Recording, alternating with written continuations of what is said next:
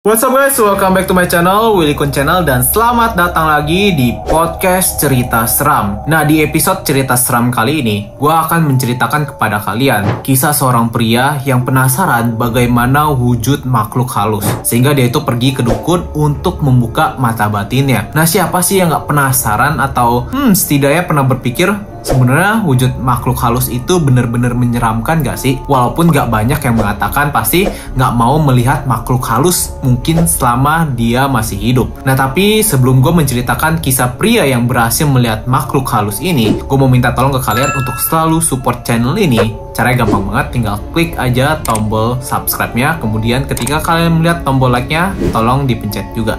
So, langsung aja gue akan menceritakan kisah ini kepada kalian.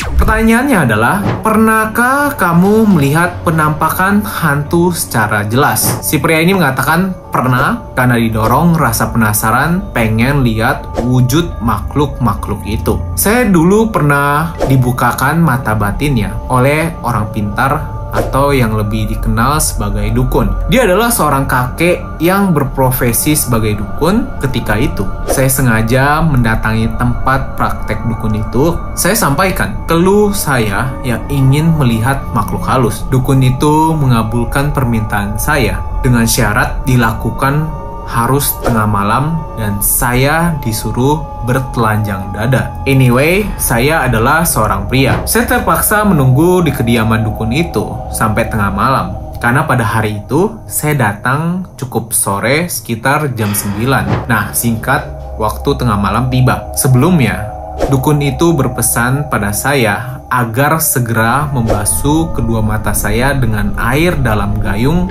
apabila saya tidak kuat melihat makhluk-makhluk itu nantinya. Saya hanya mengangguk, maka dilakukanlah proses ritual membuka mata batin saya oleh dukun itu. Saya beserta dukun itu memasuki sebuah ruangan yang biasa digunakan untuk praktek oleh dukun itu. Saya disuruhnya bertelanjang dada dan hanya mengenakan celana dalam. Saya disuruh duduk bersila di atas tikar dan pejamkan mata. Ketika itu, saya juga merasakan ada tangan dukun memegang kepala saya untuk beberapa lamanya. Terasa ada hawa dingin mengalir ke kulit kepala saya melalui tangan kakek dukun itu. Setelah itu, saya disuruh membuka mata. Kakek dukun itu mengatakan, "Selamat bahwa saya sudah bisa melihat makhluk halus sejak saat itu." Lalu, dia menyuruh saya keluar dari ruangan dan menyuruh saya pergi ke pekarangan belakang rumahnya. Sesampainya di pekarangan rumah belakang si kakek, saya hanya berdiri terpaku dengan memegang gayung. Udara malam itu sangat dingin dan pandangan saya hanya menjumpai tanah yang ditanami banyak pohon singkong. Tapi ternyata sesaat kemudian, pandangan saya menangkap hal yang aneh. Tanah yang tadinya hanya dipenuhi tanaman pohon singkong, saat itu dalam pandangan saya terdapat sosok berpenampilan seperti tokoh salah satu punakawan. Yang jelas itu bukan tokoh Semar. Jarak sosok itu sekitar 6 meter dari tempat saya berdiri. Wujud sosok itu tinggi dan besar. Kulitnya putih, tapi putihnya seperti dibaluri cairan kapur kemudian mengering. Sungguh, wajah sosok ini sangat menyeramkan. Bibirnya berwarna sangat merah, tebal, dan melebar. Telinganya juga lebar seperti telinga gajah. Hidungnya sangat besar, namun bentuknya bulat menonjol. Dan kelopak matanya hitam pekat. Sesekali saya lihat makhluk itu menjulurkan lidahnya yang juga berwarna merah. Entah apa yang dia lakukan, terdengar suaranya mengekek ketika menjulurkan lidahnya. Tiba-tiba, wajah makhluk itu menatap ke arah saya, dan saat itu kedua matanya terlihat jadi menyala merah. Kedua telinga makhluk itu yang lebar bergerak-gerak seperti kipas, dan terlihat makhluk ini lebih sering menjulurkan lidahnya sambil terus menatap ke arah saya. Dalam hati, saya berkata, sedang apa makhluk ini? Seketika itu, ada yang meraih gayung di tangan saya dan menyiramkan air di dalamnya ke wajah saya. Ternyata kakek dukun yang melakukannya. Tentu saja sosok itu langsung lenyap dari pandangan saya. Saat itu juga saya sudah dinormalkan kembali. Kakek dukun itu mengatakan bahwa saya sedang tidak beruntung karena tidak melihat jenis makhluk halus seperti kuntilanak, korin manusia, genderuwo, atau setan api, malah menjumpai makhluk tersebut. Kata kakek, sewaktu makhluk tadi menatap saya, makhluk tersebut akan membawa sukma saya ke pesisir laut selatan. Namun, kakek dukun itu ternyata mengawasi saya dan juga melihat makhluk tersebut. Kakek dukun segera menolong saya ketika si makhluk bersiap membawa sukma saya. Dengan kejadian itu, saya sangat berterima kasih pada kakek dukun tersebut. Apa jadinya jika tidak segera ditolong?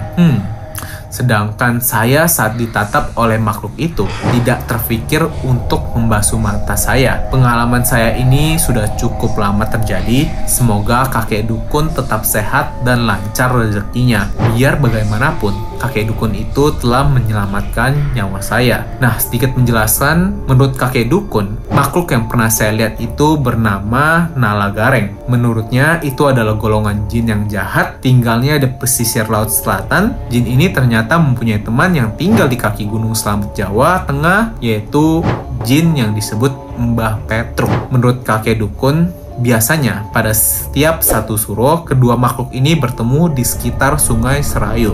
Nah, aneh kan? Ternyata ada makhluk halus seperti Toko Punakawan dalam pewayangan. Memang aneh, tapi ada. Nah, itulah kisah yang diceritakan oleh sang penulis, dan setelah gue cari tahu, dan sorry ya, ini gue juga nggak terlalu kenal dengan tokoh perwayangan, tapi setelah gue cari tahu, Nala Gareng adalah salah satu tokoh yang ada di wayang, dan gambarnya ini memang wujudnya matanya merah, hidungnya seperti yang dijelaskan, hidungnya berbulat merah gitu, tubuhnya ini tapi tidak putih ya. Dia itu sudah hitam, mungkin karena namanya Nala Gareng ya. Nah, di sini setelah gue cari tahu, rupanya Nala Gareng adalah anak angkat dari Semar, dimana dulunya dia itu sempat kayak bertengkar dengan sahabatnya yang bernama Petruk itu. Karena mereka terus bertengkar dan mereka kekuatannya, skillnya sama-sama seimbang, tidak ada yang kalah dan tidak ada yang menang. Sampai waktunya itu mereka sampai tubuhnya udah cacat-cacat dan kekurangan gitu, mereka terus bertengkar sampai akhirnya Semar datang dan memisahkan mereka berdua. Dan ketika dipisahkan, rupanya tubuh dari si